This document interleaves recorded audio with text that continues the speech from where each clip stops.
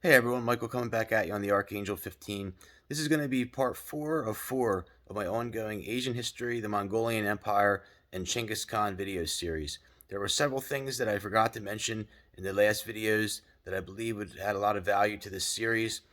I want to mainly embrace Eastern philosophy versus Western philosophy in this. I'm going to talk about a variety of topics, but I want to start off by playing a classical musical composition, actually from a Russian composer. This is Tchaikovsky's Swan Lake Waltz.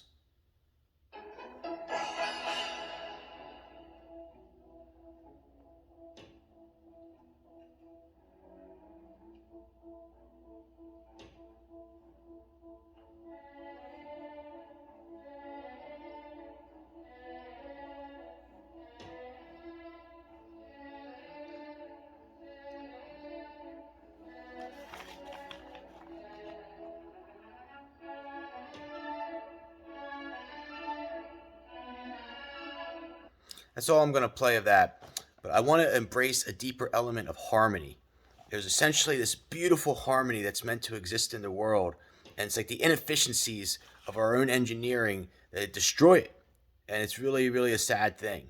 I'm going to list several reasons for it, but like for instance, the justice system, like anything where that enslaves people against their will, it absolutely like it diminishes the beautification of like of the harmony that is intended for all of humanity to enjoy, and like the high level of consciousness, and the like enslaving people through debt, like needlessly, like with the student loans, car payments, mortgages, and like they become a victim or they become a slave to the system, and it's like the nature of the Eastern philosophy is embedded in honor and love. To live with honor and to die with honor is everything.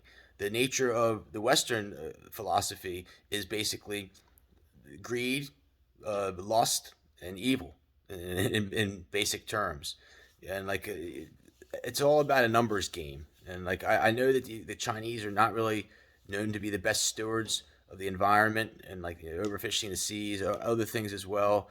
But like I really believe that they're drug into this evil game by the United States. I really believe that to maintain a powerhouse status, uh, an economic front and military front, they have to like basically push the limitations and to keep up from a competition standpoint.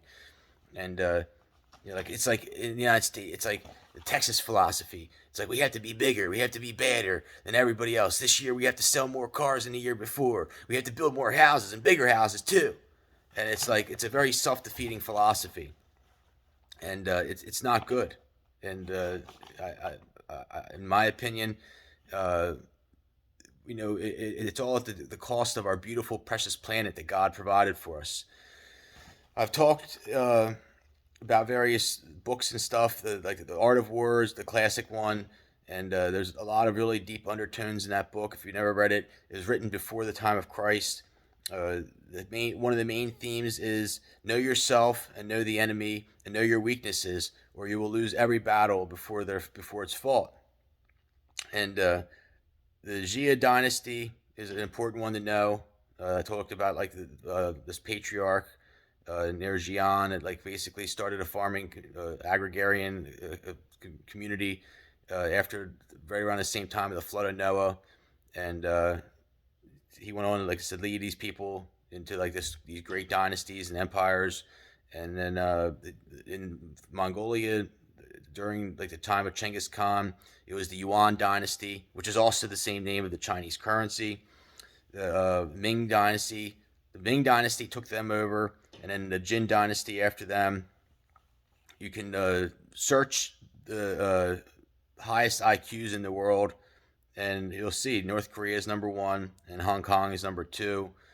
I really believe the Hong Kong or the North Korean people are like closer to royalty than anybody in the British monarchy. Uh, the story of Hong Kong is not really known by a lot of people.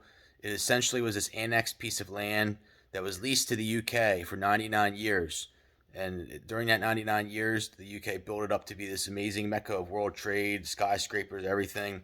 And after that time, the Chinese came back and said, "We want our land back." And do you really blame them?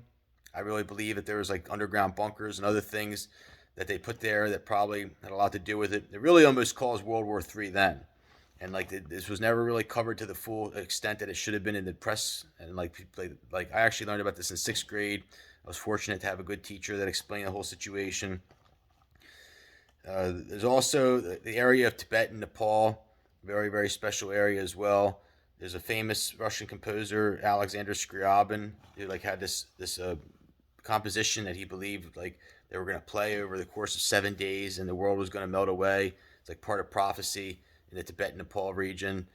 The Swan Lake, like I said, embraced the harmony. Like I said, like if you ever see people who are just like frustrated people, or who are like maybe mental issues or something, they like create a disruption of harmony. And like there's other things like even like a lot of I don't want to be sexist, but women who, like I said, are like never happy or always have issues or something like that. It's just like it's not. It's like against the grain, I guess you could say. One of the biggest things against this harmony is this issue with intellectual property and patents.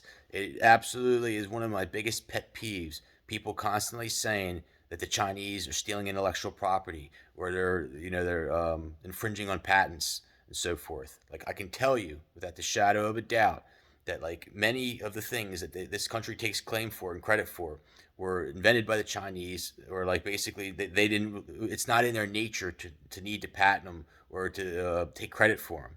And like the big one is like Ben Franklin. Like half the stuff that they claim that Ben Franklin invented, he really didn't invent. It was either from past worlds or from the Chinese.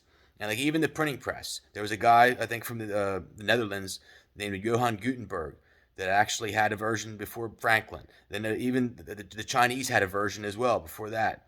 There were supposedly tablatures in the Library of Alexandria when it supposedly burned, which I don't believe it did, that had like contained information from past worlds and like various inventions, stuff like that.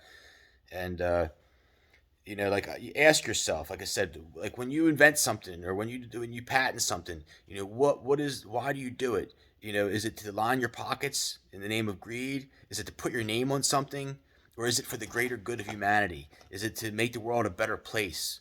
And this is like I said, the core of this Eastern versus Western philosophy. And I really believe, like I said, people who say that the Chinese are stealing stuff, like like they're shills for an evil agenda, in many cases. And the press in this country, speaking of printing presses and stuff, like there's a lot of stuff that the Chinese talk about, especially like right now with the whole Russia Ukraine conflict, that other people aren't even mentioning. And like one of them was like the bioweapons labs and other things. From a genetic level, I really believe that the Asian people are far superior than many of the Anglos and Europeans, and it's like this whole pretentious ego that like allows this almost like racism or like a pretentious, like I said, just pretentiousness to go on and on.